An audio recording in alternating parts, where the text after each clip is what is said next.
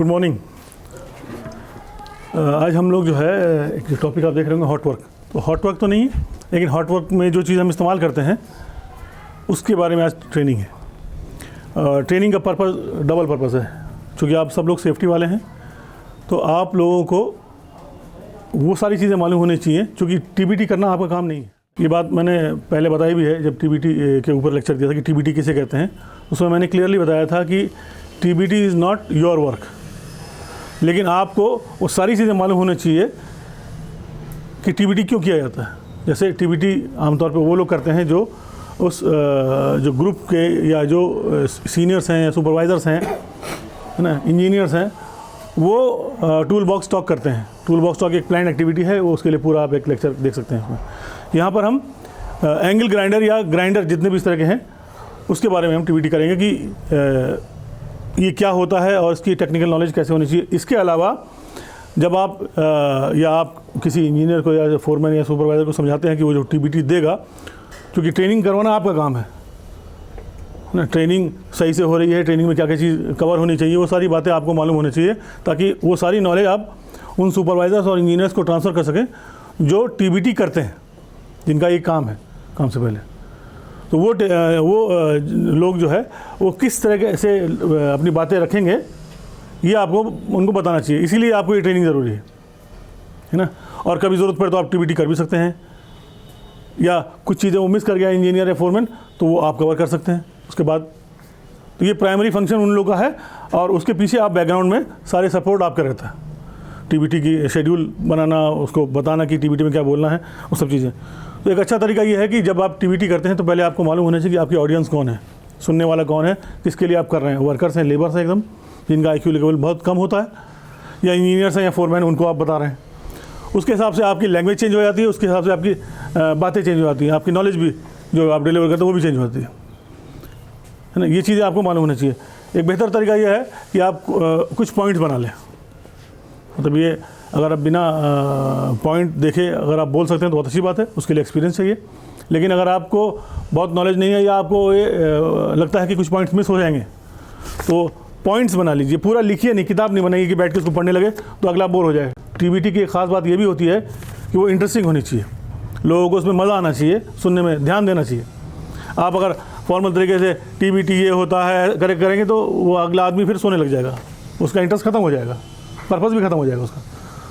तो एक तो उसके लेवल पे आपको, अगर वो हिंदी बोलने वाले हैं एकदम, या अगर आप अलग अलग लैंग्वेज जानते हैं या, तो आप उस लैंग्वेज में बात करने की कोशिश करिए ताकि उसको अच्छा लगे, मज़ा आया सुनने में और समझने में भी आसानी हो। आप बहुत स्टैंडर्ड की इंग्लिश बोलेंगे या हिंदी बोलेंगे टीबीटी के अंदर, और अगला वो आदमी बंगला मिक्स बात करता है हिंदी में, या तमिल है वो थोड़ी सी मिक्स बात, जो भी लैंग्वेज हो, कोशिश ये करनी चाहिए कि उसकी लैंग्वेज में हमको बात करें ताकि उसको बात समझ में आए। तो ये भी ध्यान रखना। अब इसके अलावा जो पॉइंट्स आप बनाएंगे, पॉइंट्स को भी तरीके से लिखिए। एक पॉइंट लिख दिया, उसमें कुछ अगर सब पॉइंट्स हैं उसको भी लिख लिया, और उसके बाद बोलने के लिए अपने हाथ में रखिए। इसमें कोई बुराई नहीं, आपका मकसद नॉलेज को डिलीवर करना है, कोई पॉइंट भूल ना जाए, इसलिए आप ये पॉइंट्स को लिखते हैं। बहुत पुराने हो गए, एक्सपीरियंस है तो इसकी ज़रूरत नहीं, सारे बात खुद भी कवर कर सकते हैं। ठीक, ओके। आज का हमारा टॉपिक है एंगल ग्राइंडर। एंगल ग्राइंडर ये इसीलिए मैंने और भी तरह ग्राइंडर रख दिए ताकि आपको क्लियर हो कि ये आमतौर पे लोग ग्राइंडर बोलते हैं, इसका नाम एंगल ग्राइंडर। ठीक, इसी के साथ साथ हम इन चीज़ों को भी कवर कर लेंगे थोड़ा सा। ये आप लोगों ने देखा है ना इस्तेमाल होते हुए, कहीं से आवाज़ आ भी रही है इसकी ना। हर मोहल्ले गली में आजकल वो जो क्या बोलते हैं उसको, फैब्रिकेटर्स, वो सब रहते हैं, दुकानें चला रखी उन्होंने, और सब के सब इसको इस्तेमाल करते हैं, और ऐसे इस्तेमाल करते हैं ना बिना गार्ड के। सही तरीका है? सही तरीका नहीं है। नहीं, फिर सही तरीका क्या है? गार्ड लगाते हैं। गार्ड देखा आपने कैसा होता है? देखने को तो मिलता नहीं कहीं, हैं? देखा है लेकिन इसमें लगाते नहीं, आमतौर पे भी नहीं देखा होगा आपने। पहले एक बड़ा सवाल ये है कि गार्ड होता कैसे है, ये भी तो सवाल है। क्योंकि जहाँ पर अच्छा कल्चर नहीं होता वो सबसे पहले गार्ड ही निकाल के फेंकते हैं। ठीक, अच्छा, गार्ड निकालने से नुकसान क्या होता है जी? गार्ड क्यों लगाया? अच्छा, मैं दिखाता हूँ, ये गार्ड। ठीक, ये जो है इसमें फिक्स हो जाएगा इस तरह से। जब इसको खोल के लगाएंगे ना तो ये अंदर से यहाँ से फिक्स करेंगे तो ये गार्ड लग जाएगा। अब मान लिया गार्ड आपने लगा दिया, अभी तो मैंने खोल के लगाया था कि समझाने में आसानी हो, लेकिन यहाँ से जैसे अब डालेंगे यहाँ पे जहाँ पर ये लग जाएगा। अब गार्ड लगाया किस लिए जाता है सेफ्टी पर्पस। वो तो सबको मालूम है, आप तो सेफ्टी वाले हैं ना, आपको ये मालूम होना चाहिए कि गार्ड का पर्पस क्या होता है। सेफ्टी तो है। अच्छा, गार्ड अगर नहीं है तो ये डिस्क लगा सकता हूँ इसमें? लग सकती है ना? ज़रूरत पड़ेगी तो मैं ये इससे बड़ी वाली भी लगा लूँगा। लेकिन सर ये इसके लिए नहीं बनी है। नहीं लगेगी? अच्छा, क्यों? चलिए नहीं, बड़ी तो लगा सकते हैं जी। प्रॉपर वर्क नहीं करेगा। प्रॉपर वर्क नहीं करेगा? नहीं, खूब करेगा, मेरा टाइम बचेगा। बार बार ये डिस्क घिस जाती है तो मुझे दोबारा लगाना पड़ता है, टाइम वेस्ट होता है मेरा। तो मैंने आरपीएम और इसका आरपीएम अलग अलग होता है। वो तो आरपीएम का मामला अलग है, मैं तो गार्ड का की बात, अभी उस पर आएंगे हम, हैं? नहीं, फिट तो हो जाएगा हाँ, लेकिन प्रॉपर वर्क नहीं करेगा। प्रॉपर वर्क भी करेगा। आरपीएम दोनों का अलग अलग। दोनों का आरपीएम अलग, इसका अलग अलग होगा ना, तो इससे गार्ड से क्या फ़र्क पड़ता है? देखिए गार्ड लगे रहने से इसमें जो इसकी लिमिटेड साइज की ब्लेड यूज करनी होगी। एग्जैक्टली, इसमें जिस साइज़ का, क्योंकि गार्ड जो बना हुआ है अगर ये लगा रहेगा तो उससे बड़ा ब्लेड आप नहीं लगा पाएंगे, ठीक है ना? और अगर बड़ा ब्लेड लगेगा तो वो जो उसका एरिया, वर्क एरिया बढ़ जाएगा तो आपके को खतरा भी पैदा हो जाएगा, चांसेस बढ़ जाएंगे ना। तो ये गार्ड लगाने से एक बहुत बड़ा फ़ायदा ये होता है कि आप उसकी जो लिमिट है उसको क्रॉस नहीं कर पाते, है ना? क्योंकि होता क्या है, आप इसको जब गार्ड हटा देते हैं तो अपनी मर्ज़ी से लोग लगाते हैं, कोई देखने वाला तो होता नहीं, या जो आमतौर पे लोग काम करते हैं उनको मालूम भी नहीं कि गार्ड का पर्पस क्या है। तो गार्ड का एक तो आपको बचाता है वो, दूसरा पर्पस क्या होता है, वो साइज़ को भी, ताकि उससे पोटेंशियल हज़ार्ड जो है इंक्रीज़ ना हो, जैसी रिस्क बड़ी होगी। अच्छा, आरपीएम की बात कर रहे थे आप, आरपीएम किसे कहते हैं? रोटेशन पर या रेवोल्यूशन है ना, पर मिनट, है ना? कितना आरपीएम होता है इसका? अलग अलग होता है। कितना होगा इसका जी? 600 ग्राइंडर पे ही दिया होगा। ग्राइंडर पे तो कुछ नहीं दिया हुआ है, दिया हुआ है डिस्क दिया रहता है, वो स्लिप लगी हुई है। डिस्क पर दिया रहता है। तो अगर ना दिया हो तो? वो नहीं इसका। अगर ग्राइंडर पे या किसी चीज़ पे, जैसे ये देखिए यहाँ पे एक टेक्निकल लेवल लगा है सर, इसमें सारी चीज़ें लिखी हुई हैं। अगर ये नहीं है तो आपको पता ही नहीं इसकी क्या। अभी आपने बताया कि सबके आरपीएम अलग होता है, तो इसका मतलब ये बड़ा इशू है। अगर सबका एक होता तो कोई मसला नहीं था, लेकिन इसका आरपीएम डिफरेंट है, इसका डिफरेंट है, इसका डिफरेंट है, इसकी इसी हिसाब से डिस्क का भी डिफरेंट है, डिस्क का भी आरपीएम लिखा रहता है है। ना? डिस्क पर लिखा रहता है। डिस्क पे लिखा रहता है ना? Yes। तो अब मैचिंग होनी चाहिए। मैचिंग को कैसे समझाएंगे आप? मैं आप सेफ्टी ऑफिसर के तौर पे बात कर रहा हूँ आपसे कि भाई 3000 आरपीएम है या 8000 आरपीएम है, 15000 आरपीएम है, 11000 कुछ भी है, बहुत तेज़ है, यही मतलब है। Yes। पंखे का आरपीएम कितना होता है कभी देखा आपने? नहीं सर, बहुत नहीं किया। पंखे चलाते हैं ना, हाथ कट जाएगा, उंगली मत लगाना, ये बहुत मशहूर मामला है ना। हर आदमी जो सीलिंग फैन की तरफ जाता कहता है नहीं हाथ मत डालना, कट जाएगा।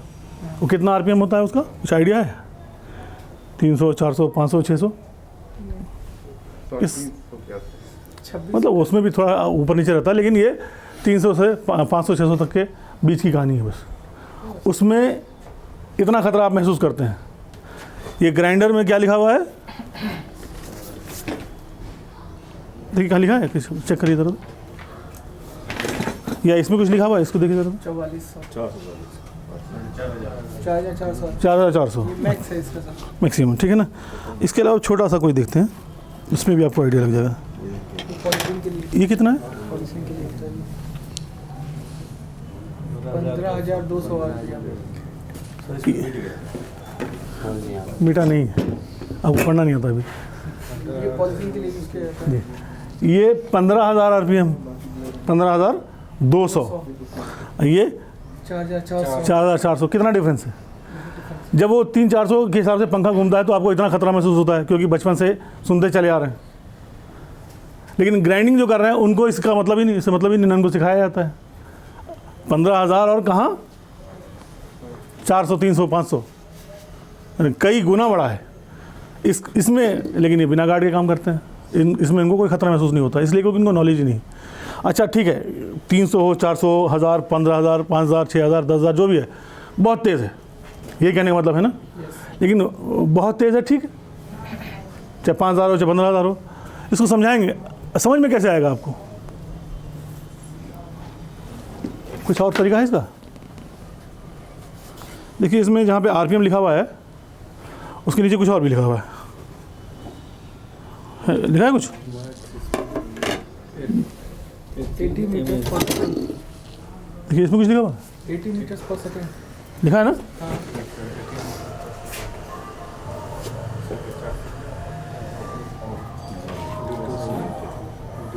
ठीक है ना, ये इसमें भी लिखा हुआ मिट गया। तो अगर आपको ये समझाने में दिक्कत आ रही है कि ये बहुत तेज़ है लेकिन फिर भी क्लियर नहीं हो रहा, अब 80 मीटर पर सेकंड को समझने की कोशिश करिए। ये तो मालूम है ना 80 मीटर कितना दूर होता है, वो बिल्डिंग सामने 80 मीटर होगी करीब, है ना। 1 सेकंड में अगर ये टूट जाए तो 1 सेकंड के अंदर वो वहाँ पे पहुँच जाएगी। एक टुकड़ा गोली जैसा है मामला, खुली गोली, मतलब बिना नाल के बंदूक है ये। नाल से तो आदमी डायरेक्शन में मारता है ना, इसमें तो कुछ है ही नहीं, कहीं भी जाएगी, आपके ऊपर भी आ सकती है, इधर भी आ सकती है, इधर भी, कहीं भी। और 80 मीटर उसको पता भी नहीं, विदिन सेकंड बता, उसके गले में, आँख में घुस गया, आज से 50 मीटर दूर, 30 मीटर दूर, 20 मीटर दूर आदमी खड़ा हुआ है, आँख में कुछ घुस गया और कुछ आसपास है भी नहीं, क्योंकि सेकंड्स की कहानी है। ये बात समझाना आसान कि 1 सेकंड में किसी को भी समझाएंगे, 1 सेकंड तो समझता है ना, 1 सेकंड कितना कम होता है और 80 मीटर कितना दूर होता है। तो 1 सेकंड में अगर ये इस स्पीड से घूम रहा है, अगर ये टूट जाएगा तो किस लेवल का उसको नुकसान होगा, ये समझना ज़्यादा आसान है, बजाय इसके कि आप 400 आरपीएम बोले या 4000 आरपीएम बोले। वो कुछ भी बोलेंगे बहुत तेज़ है बस, लेकिन जब ये बोलेंगे 1 सेकंड में ये 80 मीटर दूर कोई आदमी खड़ा होगा, उसको भी मार देगा, ये गले में घुस जाएगा, आँख में घुस जाएगा, तो बात आसानी से समझ में आ जाएगी। ये लैंग्वेज है आपको जो इस्तेमाल करना है, ताकि अगला आदमी जो ग्राइंडिंग कर रहा है या कटिंग कर रहा है, जो उसको इस्तेमाल कर रहा है, उसको समझ में आ जाए कि ये इतना ख़तरनाक है। वो 300 में ये कहानी होती है पंखे की, ये तो 80 मीटर 1 सेकंड में आप कर रहे हैं, टूट गया, वहाँ पे कोई आदमी गिर गया, तो उसके लिए क्या करते हैं आप? ये शील्ड लगाते हैं, ये गार्ड लगाते हैं, दोनों चीज़ लगाते हैं। ये किस लिए कि बाई चांस, देखिए गार्ड आप लगा रहे हैं इस पर, अगर मान लिया गार्ड लगाते हैं आप, अब इस्तेमाल कर रहे हैं ना, गार्ड लगाएंगे तो गार्ड आपको प्रोटेक्ट करेगा, ठीक, आप काम कर लीजिए, लेकिन टूटेगा, आप बचे रहेंगे, आपका भाई सामने काम कर रहा है, उसकी ज़िंदगी इंपॉर्टेंट नहीं है क्या? वो भी उतनी इंपॉर्टेंट है ना। तो उसके लिए आप आगे कोई शील्ड लगा देते हैं, जैसे ये शील्ड काम कर रहे हैं, ये वर्क बेंच। अच्छा इसके बारे में बता दीजिए, आमतौर पे आपने देखा होगा ज़मीन में बैठ के लोग काम करते हैं, है ना, यही कल्चर है हर जगह ना, गलत है। इकोनॉमिक इशू, आप रेगुलरली उसी काम को कर रहे हैं, घंटों और रोज़ काम कर रहे हैं, हफ्तों, महीनों, सालों काम कर रहे हैं, कुछ दिन के बाद आपके ये स्पाइन में प्रॉब्लम आना शुरू हो जाएगी, झुकने यानी कमर में दर्द शुरू हो जाएगा। उसके लिए आप वर्क बेंच का इस्तेमाल करते हैं, ये नॉर्मल 1 से 1.25 मीटर ऊंची, जिसपे आप खड़े होकर आराम से काम कर सकें, ताकि आपकी ये बैक में प्रॉब्लम ना है। कोई भी इस तरह काम, ग्राइंडिंग है, वेल्डिंग, इससे जो भी काम करते हैं, आप टेम्पररी एक बेंच बनाते हैं 1 से 1.25 जो भी आदमी की हाइट है उसके हिसाब से, और उस पर रख के काम करते हैं ताकि आपको प्रॉब्लम ना हो, है ना। ये जैसे ये बेंच, अब यहाँ खड़े हो काम करेंगे हम 2 घंटा 3 घंटा भी काम करें, हमारे कमर में दर्द नहीं होगा, लेकिन झुक के काम करेंगे तो शुरू में तो शायद दर्द ना हो इतना, लेकिन कुछ दिन के बाद वो प्रॉब्लम शुरू हो जाएगी। इसलिए वर्क बेंच का इस्तेमाल करना ज़रूरी है। ये कल्चर बिल्कुल नहीं है, इसको प्रमोट करना चाहिए। ये बहुत मुश्किल चीज़ नहीं है, साइड पे तो बहुत सारी स्कैफोल्डिंग है, उसके बाद पटरा वटरा रख के उसको कील से ठीक ठाक बना देंगे, नॉर्मल कारपेंटर ने थोड़ा सा घिस दिया, बराबर हो गया, टेम्परेरी बन सकता है ना। क्या बोलते हैं, स्टील कटिंग मशीन है या बार बेंडिंग मशीन है, वो लंबा सा बेंच बना दीजिए आप, स्कैफोल्डिंग से छोटा सा पटरे लगा दीजिए, उस पर कर सकते हैं। यानी आपको ये एर्गोनॉमिक इशू भी ध्यान में रखना है ना, ठीक। ग्राइंडर आप इस्तेमाल कर रहे हैं, साथ में सामने आपने एक शीट लगा दी कुछ इस तरह की, अगर वो टूटेगा भी तो ना आपको नुकसान है ना सामने किसी को नुकसान है, ये भी ध्यान रखना है। इसलिए नॉर्मली ये परमिट बॉक्स को हम इस तरह लगा देते हैं, इसमें परमिट, अच्छा चूँकि ये हॉट वर्क है, इसमें क्या बोलते हैं हीट सोर्स है, ये स्पार्क निकलेगा, हीट निकलेगी, तो फायर का खतरा है तो आमतौर पर परमिट इस्तेमाल करते हैं। तो परमिट बोर्ड आपने लगा दिया, इसमें सारे परमिट, रिस्क असेसमेंट, PGST जो भी कुछ भी है सब इसमें रखा है और सामने इसको लगा दिया। तो आप ये डबल काम कर रहा है, पीछे की तरफ सब कुछ बोर्ड में सब लिखा हुआ भी और आगे आप काम भी कर रहे हैं। ठीक, ये आपका ग्राइंडर। अब इसके बारे में, इसमें स्टिकर नहीं है, यहाँ पे है, देखो यहाँ पे लिखा हुआ है 11,000 RPM, ठीक है ना, 1100 ये लिखा हुआ है मैक्सिमम, हाँ जाहिर है। तो अब ये RPM अगर नहीं है किसी मशीन में, आप इसको इस्तेमाल नहीं करिए, क्योंकि आपको मालूम नहीं है कि इसकी कंपैटिबिलिटी डिस्क के साथ कैसे होगी। अब ये इस पर भी डिस्कस करते हैं। इसकी स्पीड कम हो, इसकी ज़्यादा हो तो क्या इशू होगा, इसकी स्पीड ज़्यादा हो, इसकी कम हो तो क्या फ़र्क पड़ेगा। अगर ये डिस्क अगर कम स्पीड की है, आपसे पूछें, बताइए मतलब क्या होना चाहिए, बराबर होना चाहिए, जितनी स्पीड इसकी है उतनी उसकी होनी चाहिए, या इसकी कम होनी चाहिए, इसकी ज़्यादा होनी चाहिए, या इसकी ज़्यादा होनी चाहिए, इसकी कम, मतलब जो भी बराबर होनी चाहिए, बराबर होनी चाहिए, ठीक नहीं, ये भी सवाल है। बराबर हो या डिस्क की उससे ज़्यादा हो, कम नहीं होनी चाहिए, है ना। बराबर ठीक है लेकिन आधा ठीक है ना, क्योंकि हमेशा हर जगह मिलती भी नहीं बराबर की डिस्क, तो कहाँ से खोजते फिरेंगे। ज़्यादा हो, अच्छा ये क्यों, अब वर्कर्स को समझाना है आपको कि स्पीड दोनों की जो है ना में फ़र्क क्या है। अब इसके लिए आप एग्जांपल दीजिए, जब TBT कर रहे हैं आप तो एग्जांपल दीजिए। जैसे इंडिया में है आप, तो मारुति कार को सब लोग पहचानते हैं, है ना, इंडिया की नेशनल कार है एक तरह से, कि इसी हर आदमी को हर जगह नज़र आ जाएगी ना। छोटी सी एक मारुति कार, उसमें आप लगा दीजिए पहिया मर्सिडीज़ का। मारुति कार की स्पीड कितनी है, 140, 160, 180 मैक्सिमम, यही है ना। तो उसको डिज़ाइन कितना भी तेज चलेगी 180 पर नहीं जाएगी। मर्सिडीज़ उसी साइज़ का कार, क्योंकि साइज़ होता है ना, उस साइज़ का पहिया आपने लिया मर्सिडीज़ का और लगा दिया इसमें। मर्सिडीज़ का की जो स्पीड क्या होती है, 200, 300, 350 ऊपर भी चली जाती है वो। तो अब वहाँ जो टायर लगाया गया है मर्सिडीज़ के अंदर, वो तो उसके हिसाब से लगाया गया है, 300, 400, 350 की स्पीड से वो उसको हैंडल कर लेगी। मारुति क्या बोलते हैं, मर्सिडीज़ चल रही है, उसका पहिया उसके हिसाब से डिज़ाइन किया। अब वो 300 की स्पीड से चलने वाला पहिया अगर आप 150 की गाड़ी में लगा देंगे तो कोई फ़र्क नहीं पड़ने वाला नहीं, क्योंकि वो मैक्सिमम 150 जाएगा, उसके ऊपर जाएगा ही नहीं। 300 तो बहुत ऊपर है, कोई मसला ही नहीं है ना। लेकिन उल्टा कर दीजिए, मारुति का पहिया आप मर्सिडीज़ में लगा दीजिए, जिसको 150, 200 के लिए डिज़ाइन किया गया है, वो आप 300 में लग गया तो 150 तो वो चलेगा, उसके बाद फिर वो हीटअप होना शुरू होगा और वो फट जाएगा कुछ देर के बाद, क्योंकि उसकी स्पीड कम है, डिज़ाइन ही इस तरह से नहीं किया गया।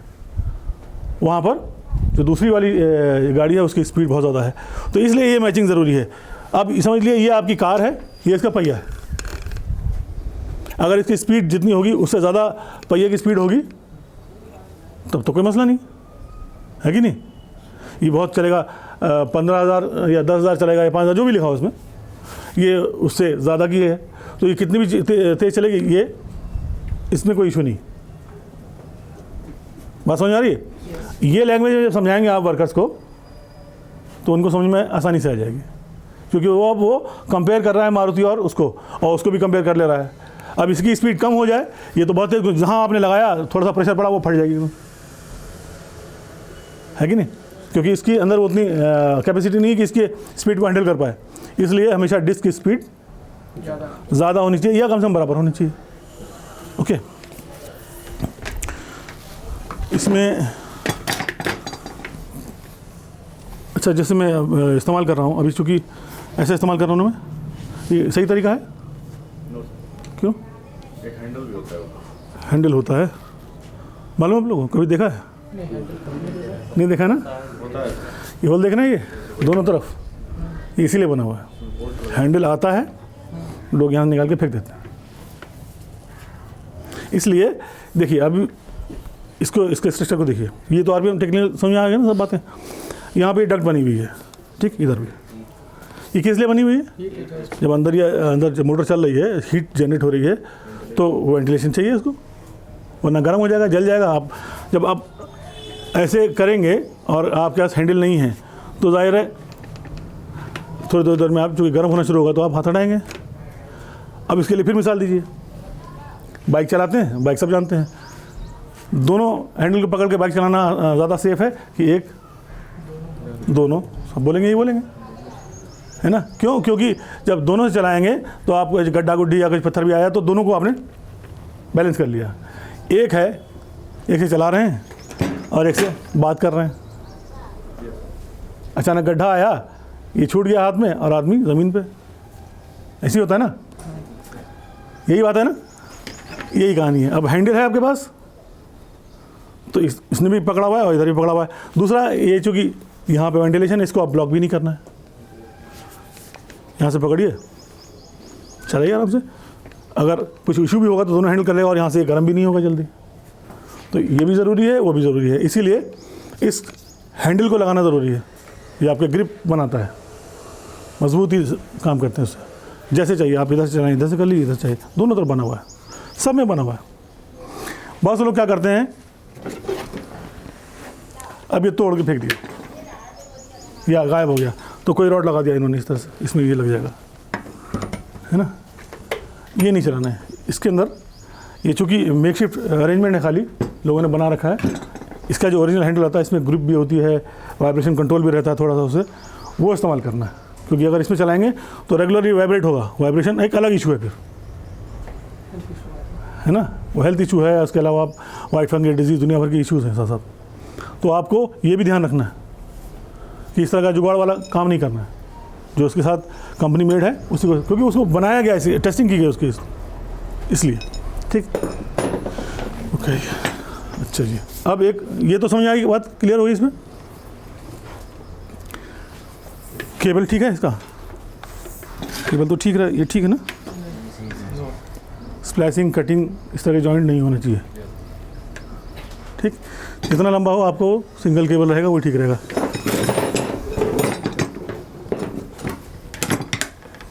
ये ठीक है? ये इसमें क्या खराबी है भाई? ये तो ठीक है, इसमें 3 पिन प्लग है, हैं? अच्छा, एम्पियर देख रहे हैं आपको, बस ये इशू है। सर ये लूज होता है लगाने पे, सॉकेट में जब लगाते हैं तो ये लूज होता है, तो उसकी वजह से स्पार्क क्रिएट होता है। ठीक, नहीं अगर टाइट है तो? अगर टाइट है सर, अगर उसके कॉम्पिटेंट है तो ठीक है। देखिए ये क्या है, अब सॉकेट, ठीक, ये इंडस्ट्रियल सॉकेट कहते हैं इसको, ठीक है ना? ठीक, ये वाटर प्रूफ भी होता है क्योंकि इसको एकदम सील्ड होता रहता है। केबल यहाँ से रहेगा, है ना? ये नॉर्मली जो है उसमें लगा रहेगा, इसके अंदर पावर सप्लाई रहेगी और ये सेल्फ क्लोज है। जब आपको इस्तेमाल करना है तो आप इसको खोलते हैं और इसके अंदर आपका ये जो कहेंगे, ये इसकी जगह ये होना चाहिए। इसे इंडस्ट्रियल सॉकेट कहते हैं। इंडस्ट्रीज़ में यही अलाउड, वर्क प्लेस पर यही अलाउड है। इसको डोमेस्टिक सॉकेट कहते हैं, घरों के इस्तेमाल के लिए। इसकी डिज़ाइनिंग उसी हिसाब से की जाती है, यानी हैवी ड्यूटी है, ये लाइट ड्यूटी है नहीं, ये ज़्यादा देर तक काम करेगा, ये कम देर तक काम करेगा। इतनी देर चलाएंगे आप तो गर्म हो जाएगा, पिघल जाएगा, है ना? जितने भी साइट्स के ऊपर जो आप इस्तेमाल करते हैं सॉकेट वगैरह, अव्वल तो यहाँ पे इस्तेमाल ही नहीं करते, यूँ करके ऐसे लगा देते हैं, है ना? वो सही तरीका है ना दादा? क्यों? फास्ट तरीका है, इलीगल तरीका है ना? सेफ्टी ऑफिसर को ये बात मालूम। तो अब यहाँ पर आपने इसको निकाल के इसको फिट कर दिया और इसको आपने मेन उसमें सप्लाई में लगा दिया। ठीक, फिर ये अपने आप ये लॉक भी हो जाएगा। तो इसलिए ये सही नहीं है, ये सही है, इंडस्ट्रियल। ठीक, इसी में एक चीज़ और आ जाती है, स्विच। स्विच कैसा होना चाहिए? ठीक है, स्विच तो ये इसमें कोई इशू तो नहीं है। स्विच ऐसा होना चाहिए जब तक प्रेस करे चले, फिर हाँ, छोड़ते ही ऑटो स्टॉप। देखिए ये स्पीड बहुत ज़्यादा इसकी है, अगर छूट जाएगा, सेकंड्स की कहानी है। मैंने शायद अभी कुछ दिन पहले वीडियो भी एक शेयर किया था, है ना? आप लोग अगर देखें उसमें, तो उसमें यहाँ ग्राइंडर से अंदर से डिस्क निकाली उसने, एकदम पूरा फटा हुआ खून बह रहा था एकदम बल बल करके। सेम वही चीज़ थी। तो ये जो मैं बता रहा था कि ये स्विच अगर आपकी ऑन है और हाथ से छूट गया या किसी वजह से गिर गया या कुछ भी कहीं टच कर गया तो ये तो 15,000 RPM, 10,000 RPM, 8,000, 6,000 जो भी है वो तो वहाँ फाड़ देगा फ़ौरन, सेकंड्स भी नहीं लगेगा। जहाँ वो टच करता जाएगा उसको चीरता चला जाएगा। एम्पुटेशन है ना, एम्पुटेशन मतलब उंगली कट जाना, किसी पार्ट हमेशा के लिए ख़त्म हो जाना, ये इससे बहुत ज़्यादा इंजरीज जुड़ी हुई है। गलती हुई नहीं कि वो हिस्सा उसने ख़त्म किया। ऐसी सूरत में इस तरह के स्विच जो आपने पावर ऑन कर दिया और काम कर रहे हैं वो अलाउड नहीं है, वो अच्छा तरीका भी नहीं है। हालांकि मार्केट में अवेलेबल है। स्विच कैसा होना चाहिए, जब तक आप दबा के कर रहे हैं तब तक वो चल रहा है, जैसे छोड़ा वो बंद हो जाए। इसको हम कहते हैं डेड मैन स्विच। जैसे इसमें देखिए ये है ना, अब यहाँ पे हैंडल लगा होना चाहिए। उसके बाद ये जब तक आप काम कर रहे हैं दबा रहे हैं तब तक काम कर रहा है, जहाँ छोड़ेंगे वो बंद हो जाएगा, है ना। इसलिए हमेशा जब भी आप इस्तेमाल करेंगे तो ये डेड मैन स्विच होना चाहिए। उसमें क्या बोलते हैं, डेड मैन स्विच। ठीक, बहुत से लोग अब साइट पे जब जाते हैं तो कंपनीज अगर उसको ख़रीदती भी हैं तो इंजीनियर्स या वर्कर्स जो स्मार्ट होते हैं वो उसको यहीं पे करके तार से बांध देते हैं, जुगाड़ कर देते हैं, ताकि वो बार बार, क्योंकि उसमें मेहनत लगती है ना, तो वो मेहनत बचाने के लिए, ताकत बचाने के लिए जुगाड़ करते हैं। उसको तार से बांध दिया, कुछ और कर दिया, है ना। उनको अपनी जान की परवाह नहीं है कि अगर छूट गया, कुछ हो गया, बाई चांस आपने कहीं कर रहे हैं अचानक से, वो चूँकि बहुत तेज़ स्पीड है, जंप मारता है ये। जिसने ग्राइंडिंग नहीं किया, कटिंग नहीं की, उसको अंदाज़ा नहीं इस चीज़ का। जब आप इस्तेमाल करते हैं तो जब टच करते हैं तो वो चूँकि इतनी स्पीड से है वो पुश बैक करता है। और अगर नया आदमी है या घबरा गया वो झटके से, या कभी ध्यान नहीं दिया कुछ और बात, बहुत से लोग एक्सपर्ट होते हैं ना, बहुत पुराने हो जाते हैं तो ओवर कॉन्फिडेंस भी होता है, वो बात कर रहे हैं और कर रहे हैं, उनको मालूम है कि ये तो ज़िंदगी का हिस्सा है उनका, उसमें बेख्याली में भी कई बार वो गलतियाँ करते हैं। किया और अंदाज़ा नहीं किया, स्पीड ज़्यादा थी, सीधे आया, आँख पे आया, हाथ पे आया, कहीं पे भी आ गया, तो वहाँ पर ये बहुत काम का है। तो डेड मैन स्विच एक इशू है। अच्छा जी, अब आते हैं डिस्क के ऊपर। ये डिस्क किस काम के लिए है, कंक्रीट कटिंग के लिए है। अच्छा जी, ये किसके लिए है, आयरन कटिंग के लिए है, स्टील कटिंग के लिए। ठीक, ये किस लिए है, वुड कटिंग के लिए है। ठीक, ये किसके लिए है, स्टोन के लिए है। सारी बातें सही थी, आखिरी वाली गलती हो गई। ये कटिंग के लिए नहीं है, ये घिसने के लिए है। नहीं, स्टोन कटिंग नहीं है, नहीं कटिंग का। अच्छा, मैं आपको बताता हूँ फ़र्क क्या है। देखिए पीपी वाला इशू भूले ना, इसलिए ध्यान रखिएगा। ये तो कटिंग के लिए है, स्टोन कटिंग के लिए, कंक्रीट कटिंग के लिए, तो क्लियर है, इसमें कोई इशू नहीं। इसमें लिखा भी रहता है वैसे, जब भी आप कोई डिस्क लेते हैं, एक तो डिस्क हमेशा अच्छी क्वालिटी का लीजिए, है ना।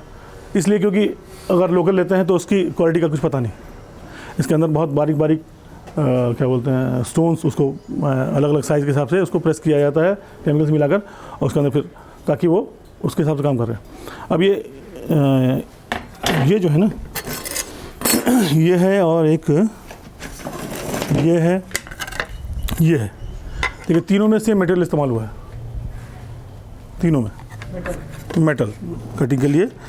ये भी वही काम है, ये पतली है ज़्यादा, इससे थोड़ी सी मोटी है ना, ये बहुत मोटी है। ये इसलिए बनाई गई है कि यहाँ से काम किया जाए। जब आप रखेंगे तो ये घिसेगा, ये काटता चला जाएगा। ये बना हुआ है यहाँ से काम करने के लिए, इसको यहाँ से कटिंग काम नहीं करना। इससे करेंगे तो बहुत वेस्टेज होगा।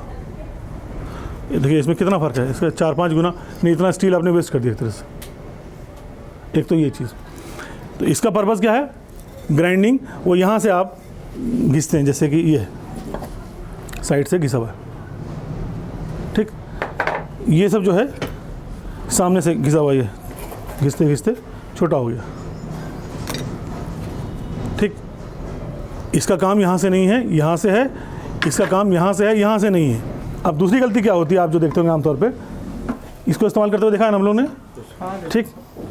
बहुत से लोग क्या करते हैं, ख़ासकर जब दोस्ती ज़्यादा होती है या टाइम बचाना होता है, यार वो थोड़ा सा एंगल है या थोड़ा सा स्टील का टुकड़ा है, इसको ज़रा तेज़ कर दीजिए। अब ये काम क्या है, इसका काम यहाँ से है ना, कटिंग के लिए है ना, कटिंग डिस्क है ये। आपने क्या किया, लाए और यहाँ से थोड़ा सा घिस दिया, यही करते हैं ना, संभालिए। ये आप इससे काम कर रहे हैं, यहाँ से आया, उसने आ गया साइड से घिस दिया। अब जब साइड से घिस रहे हैं आप, इसका पर्पज़ यहाँ से काम करने का है, ये इतनी मोटी नहीं है। जब आप आदत है ना, क्योंकि एक बार की कहानी नहीं है, ये रेगुलर आदत होती है, तो यहाँ से भी कर रहे हैं, यहाँ से भी कर रहे हैं। अब चूँकि इसको घिसने के लिए कायदे से डिस्क को चेंज करना चाहिए, है ना, उसके लिए पूरी यहाँ से इसको खोलेंगे, नया डिस्क लगाएंगे, फिर घिसेंगे। तो वो 1-2 मिनट का जो कॉन्सेप्ट है कि 2 मिनट बचाने के लिए, हालांकि 2 मिनट में होना कुछ नहीं है, उसके लिए वो क्या करता है, इसको यहीं से घिसना शुरू कर देता है। कुछ चीज़ें यहाँ से स्पीड से चल रहा है, यहाँ पे आपने किया, अगर 1-2 मिनट भी चल गई है तो यहाँ मोटा है, यहाँ मोटा है, बीच में पतला हो गया, थोड़ा सा ही पतला हुआ, लेकिन अब कैपेसिटी स्ट्रेंथ का फ़र्क पड़ गया, है ना, पड़ गया कि नहीं पड़ गया। तो यहाँ मोटा है, यहाँ मोटा है, यहाँ पतला है, तो ख़तरनाक हो गया। ज़रा सा आपने प्रेशर डाला ज़्यादा तो बीच में तो हल्का है, वो टूट जाएगा। ये बात मालूम थी कि नहीं मालूम, ठीक। इसलिए जो ग्राइंडिंग डिस्क है उसका पर्पज़ अलग है और कटिंग का पर्पज़ अलग है, उसको इसीलिए इस्तेमाल होना चाहिए। इसमें लिखा हुआ भी है ना, कटिंग व्हील, ग्राइंडिंग व्हील। ये जल्दीबाजी में बहुत सी गलतियाँ ये भी करते हैं लोग। ये सब आपको टीवीटी में बताना है एग्जाम्पल दे के, ताकि लोगों को क्लियर हो जाए, वो गलतियाँ ना करें। ओके, ये तो क्लियर हुआ। पीपी, आप कुछ भी काम करते हैं तो ये है ना, हेलमेट आपने पहना,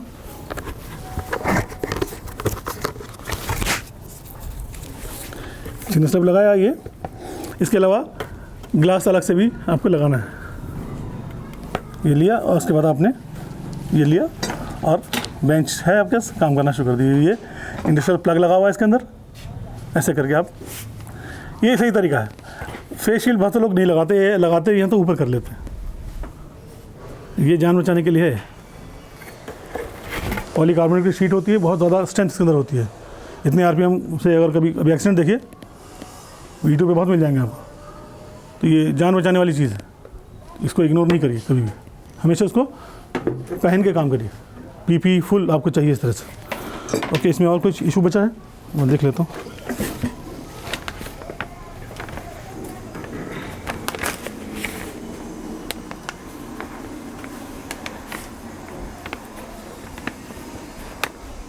डिस्क का लेबल होना ज़रूरी। हाँ, एक चीज़ और जो बहुत इंपॉर्टेंट रह गई, ये डिस्क जो है ना अच्छी कंडीशन में इस्तेमाल करिए। होता इसको रखना, रख रखाव इसका बहुत ज़रूरी है। अच्छा, स्टोर में रखा हुआ है, पानी है, बारिश है, नमी है, उसमें ये बॉन्डिंग इसकी लूज़ हो सकती है। तो ऐसी कंडीशन में आमतौर पे ओवन्स आते हैं जिसको एक ख़ास टेम्परेचर में रखकर इसको सही रखा जाता है। ज़मीन में पड़ी हुई डिस्क कभी इस्तेमाल नहीं करिए ना, हमेशा ज़मीन से ऊपर हो ताकि मॉइस्चर है उसको फ़र्क ना पड़े, ठीक। इसके अलावा बाई चांस ये कभी गिर गई तो गिरने के बाद क्रैक, बहुत माइनर क्रैक भी हो सकता है, ये अंदर कुछ, तो जो डिस्क गिर गई उसको इस्तेमाल नहीं करिए नोइंगली, कभी भी नहीं। उसको उठा के हमेशा डस्टबिन में तोड़ के फेंकिए। ये नहीं कि हाँ रख दिया, अगर कचरे में पड़ी हुई बेकार उठा के रख लिया। डिस्क गिर गई किसी वजह से, कोई भी मतलब हैंडलिंग का इशू है, तो आप उसको, अगर गिर गई तो गिरेगी, वो क्रैक होने का खतरा है, या कम से कम कुछ और इसमें इशू हो सकता है, आपको भले ही नज़र ना आ रहा हो, है ना। इसको हमेशा उठाकर तोड़िए और डस्टबिन डालिए, ताकि गलती दूसरा कोई ना कर पाए, है ना। अच्छी नहीं है ये, टन टन टाइप की आवाज़ आनी चाहिए, थोड़ी सी लगे कि हाँ एकदम फ्रेश है। पुरानी तो पुरानी ट्रेनिंग के लिए रखी हुई है, इसलिए भी ख़राब हो गई है। सीज़न बदल गया, दूसरी सीज़न निकल गया, तब भी आप इस्तेमाल नहीं करिए। आमतौर पे इसमें एक्सपायरी वगैरह भी लिखी रहती है इस समय, है ना, उसकी इस पर एक्सपायरी लिखी रहती है कि कितने दिन के लिए बनी हुई है, इसका भी ध्यान रखिए। ये सब अच्छी कंडीशन जो अच्छी डिस्क होती है उसमें मिलेगा, लोकल में कुछ नहीं मिलता। जैसे ये है रास्ता की, ड्यूक की, जर्मनी की, इसमें हर चीज़ लिखी रहेगी। इसके लेबल को ज़रूर पढ़िए एक बार, लेबल में हर चीज़ लिखी रहती है, किस काम के लिए है, कौन कौन सा पीपी इस्तेमाल करना है, उस पूरी पीपी को इस्तेमाल करिए ना। ये एक डिस्क को एक बार पढ़िए ज़रूर, जो भी आप काम करने जा रहे हैं उससे, अगर इसमें ग्राइंडिंग डिस्क किसी भी तरह की हो, उसको एक बार आरपीएम भी चेक करिए, उसकी मैचिंग भी करिए, उसके और जो इंस्ट्रक्शंस है वो भी देखिए, उसको भी फॉलो करिए। ओके, यहाँ से मैंने मोटी मोटी बात बता दी आपको। अच्छा, ये डिस्क जैसे ये तो घिसने के लिए ना, इसमें भी आरपीएम लिखा हुआ है, 80 मीटर पर सेकंड लिखा हुआ है। अच्छी कोई भी होगी, सब में डिटेल्स रहेंगी। नहीं हो तो उसमें लिंक दिया होगा, आजकल तो बारकोड भी आ रहा है, उसमें स्कैन करिए, फ़ौरन उसकी चैनल पे पहुंच जाइए, उसके वेबसाइट पे पहुंच जाइए, उसमें बहुत सारी चीज़ बताई रहती हैं। अब तो कम्युनिकेशन बहुत इजी है ना, आपने खाली स्कैन किया है, MM हाँ बिल्कुल, सब चीज़ें, तो जो भी है आप उसको इस्तेमाल करिए। इसमें लिखा हुआ सब चीज़, पूरी डिटेल किस काम के लिए है, कैसे कैसे करना है। ओके, कोई क्वेश्चन? मेरे ख्याल से मैंने सारी बात बता दी है। मेरा पर्पज़ यही है टूल बॉक्स का बताने का, कि टूल बॉक्स भी हो एक तरह से, इसको इंक्लूड कर लीजिए आप, प्लस ट्रेनिंग भी है। ये सेफ्टी ऑफिसर्स के लिए ट्रेनिंग है, और कैसे इन इश्यूज़ को आपको डिलीवर करना है ये भी आपको मालूम है। आप एग्जांपल्स देंगे, कोरिलेट करेंगे किसी से, जैसे मैंने गाड़ी से किया या बाइक से किया, इस तरह से जब समझाएंगे तो हर आदमी जो वर्कर्स हैं खासकर, जिनको बहुत टेक्निकल लैंग्वेज समझ में नहीं आती, उनको समझाने में आसानी रहती है। आपका पर्पज़ एक्सीडेंट कंट्रोल करना है ना, उसके लिए जो भी तरीका अपनाया है, in the medium he understand. ये लोग का एक ख़ास जुमला है, ट्रेनिंग देना इन द लैंग्वेज और medium the worker readily understand. ये चीज़ आपको क्लियर होनी चाहिए कि आपको हर वो तरीका अपनाना है ताकि उसको बात समझ में आ जाए। आई थिंक मैंने तो सारी बातें बता दी। कुछ और? हाँ, एक चीज़ और, जब आप यहाँ काम करने के लिए आते हैं तो एरिया बैरिकेड जैसे मैंने किया हुआ है, यहाँ पर प्रॉपर साइनेज होने चाहिए, ठीक, इमरजेंसी अरेंजमेंट्स होने चाहिए, जैसे ये शील वगैरह है, साथ में फर्स्ट एड बॉक्स है, फायर इक्विपमेंट्स हैं, वो जितनी भी चीज़ें हैं जो प्रोसीजर्स में लिखी हैं उसके हॉट वर्क के प्रोसीजर्स में, वो सब इसमें होनी चाहिए। इसको भी इंश्योर करिए, लाइटिंग अच्छी हो, वेंटिलेशन हो, खुले एरिया में काम करें, ठीक। ओके, कई बार ऐसा होता है कि स्विच बोर्ड कहीं और है, आप यहाँ काम कर रहे हैं, केबल बहुत ज़्यादा फैली रहती है, तो ट्रिपिंग हज़ार्ड बहुत होता है इलेक्ट्रिकल हज़ार्ड के साथ साथ। तो ऐसे में क्या करना है, ये केबल अगर लंबा लीजिए और वहाँ से उसको हैंग करके ले गया, ताकि नीचे से आदमी आना जाना रहे, आपको कोई इशू ना हो। ट्रिपिंग हज़ार्ड रहेगा तो या उसको आइडेंटिफाई करिए, ताकि लोग वहाँ से देखते जाएँ, बच के जाएँ।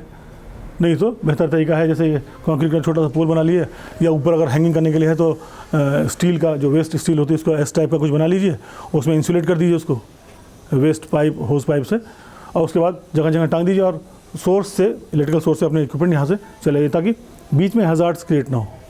ये एडिशनल चीज़ें हैं, आपको मालूम होनी चाहिए, ठीक। Okay, any question? कोई क्वेश्चन नहीं? कुछ तो सवाल होने चाहिए। सब समझ में आ गया? मैं सवाल करूँ फिर? प्लेट चेंज कैसे करते हैं? इसके लिए इसकी की आती है। हाँ, ये भी अच्छी बात होता है। अपने जितने भी इस तरह के इक्विपमेंट्स आते हैं उसके साथ उसकी की आती है, उस की को इसमें लगाकर इसको, हर इक्विपमेंट जितने भी होंगे इसके साथ में उसकी की लगी रहती है। उस की को आप इस्तेमाल करिए, वो है ना, यहाँ से खोलेंगे इसको और ये निकल जाएगा। उसके बाद फिर उसमें डिस्क को इंसर्ट करके फिर टाइट कर दीजिए। ये हाँ, इसमें एंटी लॉक होता है, ये भी है, ये जो घूमता है नहीं, तो चूँकि जिस हिसाब से ये घूमेगा उसके एंटी इसको स्क्रू किया जाएगा, हाँ, ताकि झटके से कभी वो खुल के बाहर ना निकल जाए। ओके, इसके लिए की आती है, इसमें छोटी सी होती है, उसमें डालेंगे, आप खींच देंगे, दबा के खुल जाएगी। ये इसके ये क्या है? हैंडल है, ठीक। हैंडल भी समझ में आ गया ना हम लोगों को। ये इसका लेबल है, ठीक। एक चीज़ और भी है, इसको कलर कोडिंग कहते हैं इसको आमतौर पे। प्रोसीजर्स हैं ये आपके जितने भी इक्विपमेंट्स होते हैं, इंक्लूडिंग दिस वन। हर ऑर्गेनाइजेशन का अपना एक सिस्टम है इंश्योर करने का कि ये रेगुलरली इसका इंस्पेक्शन हुआ है कि नहीं हुआ है, कंडीशन इसकी ठीक है कि नहीं है। उसके लिए आप कलर कोडिंग करते हैं। हर महीने का एक कलर आपने बना दिया, मान लिया जनवरी का ब्लू है, फरवरी का येलो है, मार्च का रेड है, अप्रैल का ग्रीन है।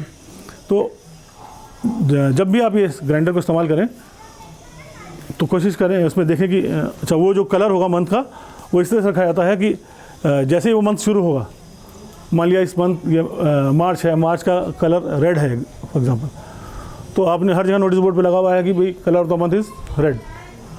तो जितने भी लोग हैं टीवीटी के थ्रू, नोटिस बोर्ड के थ्रू, उनको मालूम है कि the colour of the month is red, March का रेड है। तो जब ये कोई इक्विपमेंट टूल कुछ भी लेंगे तो उसमें उनको रेड कलर नज़र आना, चाहे वो स्टिकर हो, चाहे यहाँ पेंट हो, चाहे उसके लिए कोई टैग हो येलो कलर का, वही बताने के लिए कि इस महीने इसका इंस्पेक्शन हो चुका है, ये ओके है। नहीं, पहले 2-3 दिन के अंदर जितने भी टेक्निकल जो लोग होते हैं, कंप्यूटर लोग, वो सारे इक्विपमेंट्स को चेक करते हैं, इसके अंदर बाहर हर चीज़ सब कुछ ठीक है कि नहीं है। और उसके बाद जब वो इंश्योर हो जाते हैं तो उसको अपनी डायरी में, अपने रजिस्टर में मेंटेन भी कर लेते हैं इसका आईडी नंबर के साथ, ये ओके है। और उसके यहाँ पर फिर उसको बताने के लिए, दिखाने के लिए यहाँ पे लगा देंगे, कहीं पे भी लगा देंगे जो विजिबल जगह है, कि यहाँ पर येलो किया हुआ है या रेड किया हुआ है, इसका मतलब ये ओके है, इस महीने आप इस्तेमाल कर सकते हैं। तो इस्तेमाल करने से पहले ये भी देखना है, ठीक। अगर नहीं है तो ये इस सिस्टम को आपको इम्प्लीमेंट करना चाहिए, बहुत अच्छा सिस्टम है। उसमें सब क्रेन है, मशीनरी है, इक्विपमेंट है, टूल्स है, शैकल्स हैं, हर एक चीज़ इसमें शामिल है। महीना शुरू हुआ, आपने पहले 3-4 दिन का टाइम इसीलिए लिया हुआ है कि 3-4 दिन के अंदर जितने भी इस तरह की चीज़ें हैं, जो उसके से जुड़े हुए लोग हैं, उसको कंप्यूटेंट लोग उसको चेक करेंगे, उसको इंश्योर करेंगे वो ठीक है, अगर ख़राब है इसको सही करवाएंगे या उसको सर्विस से हटा देंगे। और उसके बाद उसको अपने रजिस्टर में नोट कर लेंगे और उसके बाद इस पर टैग लगा देंगे कि ये ओके टू यूज़, ठीक। इसके अलावा आप लेने के बाद अगर टैग है भी, तब भी आपको एक बार फिजिकल या विजुअल चेकअप करना चाहिए कि केबल है, कंडीशन है, लूज़ तो नहीं है, ढीला तो नहीं है, कोई इसका डक्ट ख़राब तो नहीं है, गार्ड है कि नहीं है, सब हर एक चीज़ जो मैंने बोला, स्विचेज वगैरह हर चीज़ है ना, उसके बाद ही काम करें। Okay, thank you.